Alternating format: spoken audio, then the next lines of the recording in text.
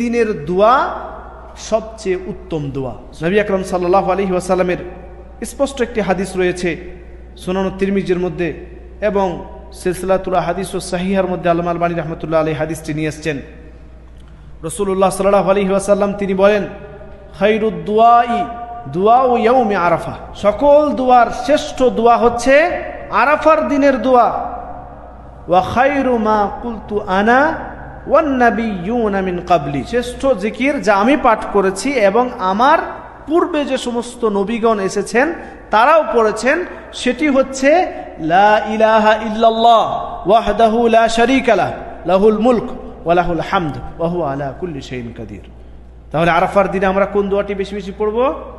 লা ইলাহা ইল্লাল্লাহ ওয়াহদাহু লা শারীকা লাহু লাহুল মুলক ওয়া লাহুল হামদ ওয়া হুয়া আলা কুল্লি শাইইন কাদির। মুখস্থ আছে সবার?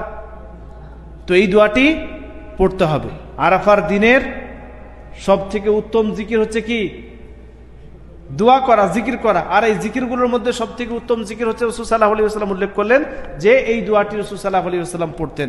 তাই আরাফার দিনে আমরা বেশি বেশি করে কি পড়ব? লা ইলাহা ইল্লাল্লাহ ওয়াহদাহু লা শারীকা লাহু লাহুল মুলক ওয়া লাহুল হামদ ওয়া হুয়া আলা কুল্লি শাইইন কাদির। লা ইলাহা ইল্লাল্লাহ, আল্লাহ ব্যতীত কোনো সত্য মাবুদ নেই, আল্লাহ ব্যতীত কোনো সত্য উপাস্য নেই।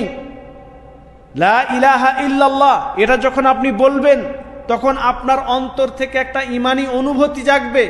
লা ইলাহা ইল্লাল্লাহ, আল্লাহ ব্যতীত কোনো সত্য মাবুদ নেই, আল্লাহ ব্যতীত কোনো সত্য মাবুদ নেই, এটা আপনার অন্তর থেকে বের হতে হবে।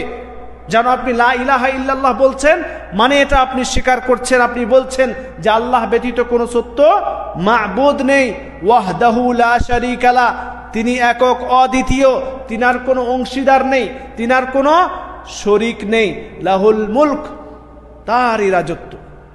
ওয়া লাহুল হামদ, তারই জন্য সমস্ত কিছু প্রশংসা, সমস্ত ধরনের প্রশংসা আল্লাহ সুবহানাহু ওয়া তাআলার জন্য। ওয়া হুয়া আলা কুল্লি শাইইন কাদির, এবং আল্লাহ তাআলা তিনি সব কিছুর ওপর ক্ষমতাবান।